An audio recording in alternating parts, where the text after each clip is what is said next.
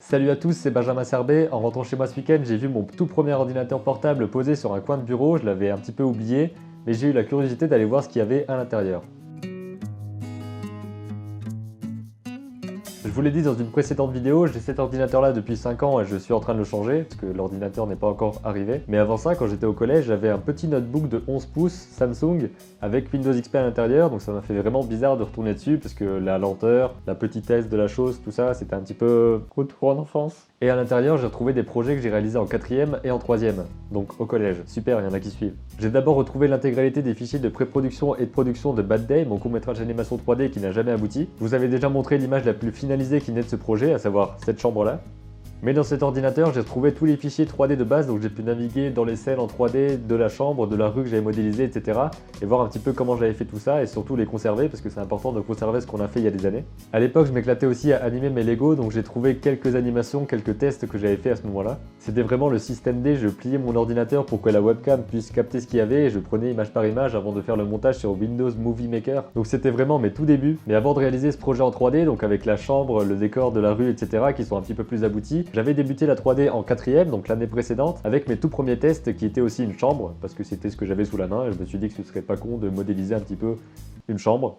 Des fois, faut pas chercher trop. Donc j'avais réalisé cette première chambre en modélisation 3D basique que j'avais ensuite présentée à ma prof d'art plastique, celle qui m'avait présenté le logiciel d'animation 3D, et c'est à la même prof que j'ai montré l'année d'après tout le projet d'animation 3D que j'avais lancé. Mais pour présenter cette chambre, j'avais pas simplement montré des images, j'avais fait un montage. Et c'est là que ça devient marrant parce que je vais vous montrer ce montage. Je m'étais vraiment éclaté, à l'époque je trouvais ça trop cool, j'avais mis des polices de caractères, j'avais mis des effets dans Windows Movie Maker, j'avais ajouté de la musique épique dessus.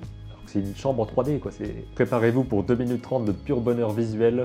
3, 2, 1, c'est parti.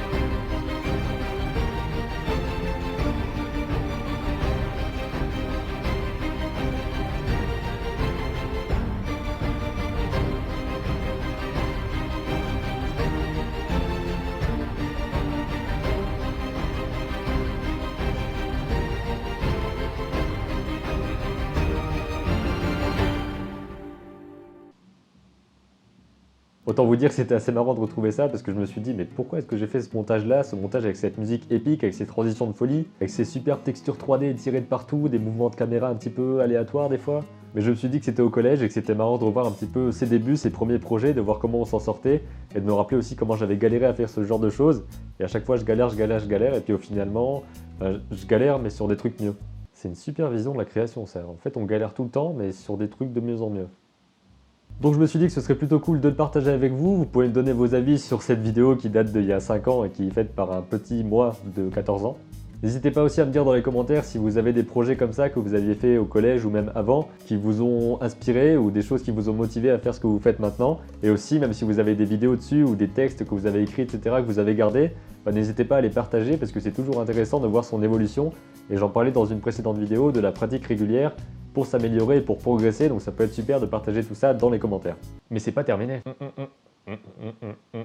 Puisque j'ai retrouvé une autre vidéo, un autre montage pour un autre projet que j'avais fait aussi en 4ème et qui cette fois était une bande dessinée. C'était dans une sorte de club avec la même prof d'art plastique et quelques autres élèves. On avait été visiter les Hauts-Fourneaux dans une ville près de chez moi et on devait faire une bande dessinée là-dessus. Et vous allez voir, j'ai fait une bande dessinée assez horrible avec un niveau de dessin à l'époque assez horrible aussi. Et je me suis encore une fois éclaté à faire un montage avec une musique épique par au-dessus. Je sais pas ce que j'ai avec ça, mais apparemment, dans ma tête, ça claquait quoi, c'était cool. Donc je vous invite à voir cette deuxième archive en cliquant sur le lien dans la fiche YouTube avec le petit i comme info en haut à droite de l'écran. J'espère que je montre le bon endroit parce que des fois je me gourre, là je pense que ça devrait aller mais on verra bien. Si vous voulez encourager du monde à ressortir les vieux dossiers, les écrits de collège, les vidéos que vous avez faites il y a longtemps, etc., n'hésitez pas à partager cette vidéo autour de vous. Je vous dis à très bientôt pour de nouvelles vidéos et d'ici là n'oubliez pas, créez vos images et racontez vos histoires.